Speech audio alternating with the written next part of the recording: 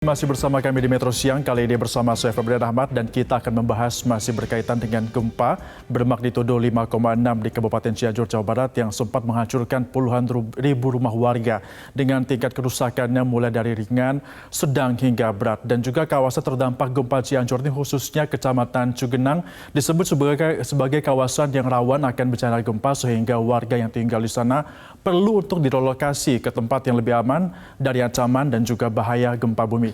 Dengan demikian, pemerintah bukan hanya berkewajiban untuk membantu memberikan perbaikan rumah bagi para korban, namun juga harus relokasi permukiman warga menuju lokasi yang lebih aman untuk bermukim. Dan kita akan bahas selengkapnya kali ini dengan relokasi aman bencana. Pemirsa, kalau kita melihat lokasi bencana ini terjadi di kawasan Cianjur, tepatnya di Kecamatan Cugenang. Ini merupakan lokasi yang merupakan salah satu paling parah akibat dari gempa Cianjur. Dan pihak pemerintah dari Kabupaten Cianjur melalui Sekda Cianjur juga sudah mengatakan bahwa mereka sudah menyiapkan ancang-ancang untuk sebagai tempat dari relokasi korban gempa ini. Dan lokasinya ini adalah berada di kawasan Kecamatan Cilaku, di mana ini merupakan kecamatan yang dekat dengan Kecamatan Cugenang.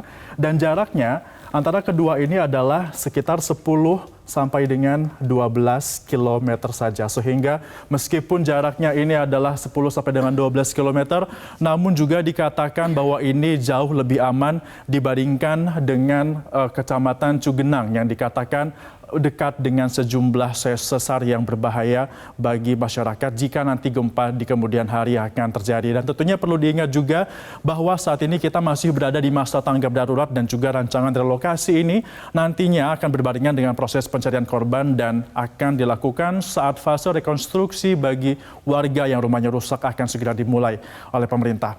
Lebih lanjut lagi kita akan melihat pemirsa bagaimana dan juga mengapa Cianjur ini menjadi kawasan yang rawan akan gempa bumi, karena tentunya tadi juga sudah saya katakan Cianjur dan juga kawasan Jawa Barat ini dilalui oleh sejumlah sesar yang masih aktif yang bisa menimbulkan gempa. Ada sesar Baribis yang juga kemarin sempat dikhawatirkan ini bisa menimbulkan gempa di DKI Jakarta, juga berada di kawasan Jawa Barat. Ada juga sesar Cipelas, ada sesar Lembang, sesar Jampang, sesar Walat. Namun sesar yang dikatakan ini menjadi bertanggung jawab akibat dari gempa Cianjur adalah sesar Cimandiri, yang lokasinya memang kalau kita lihat dengan kawasan Cugenang Kabupaten Cianjur ini masih begitu dekat atau berada tepat di atas Kabupaten Cianjur. Namun yang menjadi pertanyaan adalah ternyata ada sejumlah pihak yang mengatakan bahwa ini merupakan masih misterius. Ahli geologi yakni bernama Awang Harun Setiana mengatakan bahwa ada kemungkinan penyebab gempa bumi Cianjur ini bukanlah dari pergerakan sesar Mandiri, melainkan ada sesar lain yang masih misterius dan diduga usianya 20 juta tahun yang belum terpetakan. Jadi masih ada timbul pertanyaan bahwa di lokasi ini pemirsa ada sesar aktif lainnya yang sampai dengan saat ini masih misterius dan juga belum terpetakan dan usianya adalah 20 juta tahun. Mengapa sesar ini masih belum terpetakan? Dikarenakan adalah adanya tertutup endapan gunung api muda yang usianya di bawah 1 juta tahun dan juga kembali bergerak mematahkan batuan sehingga terjadilah gempa di Cianjur kemarin dengan magnitudo 5,6. Tentunya ini juga masih akan menjadi perhatian dan juga akan diteliti lebih lanjut baik itu dari Badan Geologi dan juga Vulkanologi ataupun BMKG untuk melihat bagaimana potensi dari sesar ini terjadi di lokasi tersebut. Dengan demikian, warga yang terdampak yang tentunya ini dengan keputusan pemerintah nantinya akan perlu dilakukan relokasi untuk menghindari ancaman gempa jika permukiman tetap berdiri di lokasi yang sama. Badan Geologi Kementerian SDM bahkan juga sudah menyatakan bahwa kawasan Cianjur sebenarnya masuk dalam kategori daerah dengan potensi bencana alam gempa bumi dengan level yang tinggi. Mengapa demikian? Kita akan lihat alasannya. Yang pertama adalah karena tadi juga kita sudah bahas bahwa kawasan Cianjur ini dilintasi dengan berbagai sesar yang masih aktif.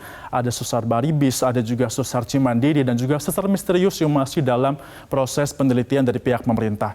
Serta juga dikarenakan memang karena ada sesar aktif di sana, tanah atau batuan di wilayah tersebut dikatakan masih kurang terkonsolidasi atau belum kompak sehingga potensi pergerakan tanahnya masih ada dan jika terjadi gempa yang dangkal seperti terjadi di Cianjur kemarin hanya 10 km kedalamannya, maka potensi kerusakan yang terjadi juga akan semakin tinggi sehingga ini menjadi alasan mengapa warga perlu direlokasi. Kemudian juga adanya pengembangan tata ruang untuk pembangunan di Cianjur ini akan harus diperhatikan lagi oleh pemerintah untuk membangun bagaimana penataan ruang permukiman dan juga pemukiman warga agar sehingga nanti peta-peta gempa bumi dan juga bencana ini dapat terpetakan dengan baik dan juga resiko bencana alam dapat semakin diminimalisir dengan ada peta-peta tersebut, dan diharapkan ini juga bisa berdampak positif dengan masyarakat untuk melakukan kehidupan sehari-hari ke depannya setelah gempa bumi kemarin terjadi di Cianjur. Lantas kita akan lihat bagaimana rumah yang sudah rusak yang sedang didata juga oleh pemerintah, dan tentunya ini pun akan terus meningkat bagaimana jumlahnya yang rusak. Ada total 58.000 rumah yang rusak dengan rincian 20.376 adalah rumah rusak ringan yang mana ini dapat bisa mendapatkan bantuan kompensasi pembangunan rekonstruksi dengan total maksimal sampai dengan 50 juta rupiah. Ada juga rumah dengan rusak sedang 12.000 totalnya, ini akan bisa mendapatkan bantuan sampai dengan 50 juta rupiah, dan juga rusak berat dengan totalnya 25.000 rumah yang tentunya ini masih bisa akan bertambah, dan nantinya ini bisa mendapatkan bantuan rumah baru atau nanti akan dilakukan relokasi, dibangunkan rumah yang baru ke tempat yang lebih aman dan juga lebih nyaman bagi masyarakat.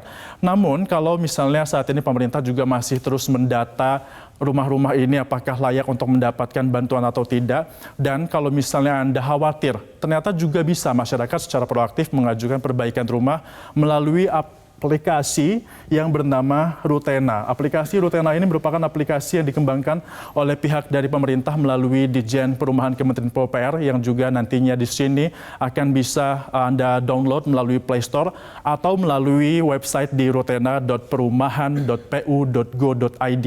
Nanti dalam aplikasi Rutena itu masyarakat bisa mengajukan untuk dapat melakukan perbaikan rumah karena bencana dengan syarat-syarat, beberapa syarat, mulai dari nanti akan menginput data, baik itu foto rumah dari berbagai posisi, dan juga nantinya setelah disetujui akan ada pihak dari PUPR yang akan melakukan verifikasi dan selanjutnya akan menentukan bantuan seperti apa yang diberikan. Apakah bantuan uang sampai dengan maksimal 50 juta untuk rumah ringan dan juga sedang, atau akan dilakukan pembangunan rumah baru yang akan menyesuaikan dengan kontur lokasi relokasi sehingga rumah ini akan lebih aman dan juga tahan akibat dari gempa.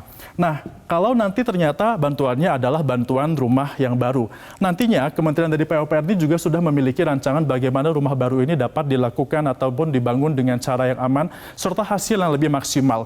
PUPR menyebutnya sebagai rumah instan sederhana atau RISA, dan RISA ini merupakan salah satu konstruksi rumah yang dikatakan lebih aman dan juga hemat karena biayanya yang juga rumah. Ini merupakan contohnya pemirsa, kalau di Cianjur, informasi yang kita dapatkan dari Sekda, nantinya ini akan adalah rumah tipe 36 yang dapat dibangunkan jika memang layak dan juga mendapatkan relokasi yang akan dibangun, dan juga sampai dengan saat ini pun masih ditata oleh pemerintah lokasinya di mana. Tentunya karena ini adalah rumah yang digagas oleh PUPR, nanti PUPR akan membangun dengan indikasi rumah ini akan lebih ramah lingkungan dan juga rumah, serta akan bisa dibangun di berbagai lahan tentunya karena memang konstruksinya yang lebih kuat seperti itu. Dan pembangunannya juga akan memakan waktu yang cukup singkat, yakni hanya dengan 30 hari saja dengan biaya yang murah.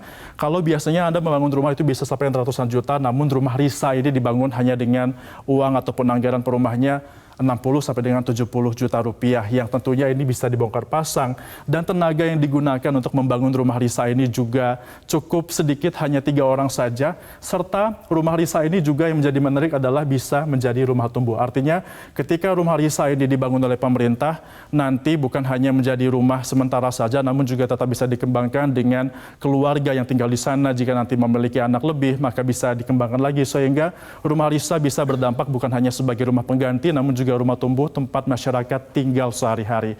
Dan kita harapkan bagaimana nanti pengerjaan dari rumah RISA oleh PUPR bisa berjalan dengan baik dan juga lancar. Kita harapkan juga bahwa nanti bantuan ini dapat benar-benar maksimal, dapat segera terkendali sehingga masyarakat yang masih menjadi korban benar-benar merasakan manfaat dan juga tidak perlu khawatir akan ancaman gempa di kemudian hari. Demikian pemaparan saya kali ini. Metro Siang saya kembalikan ke rekan Soza Utapea.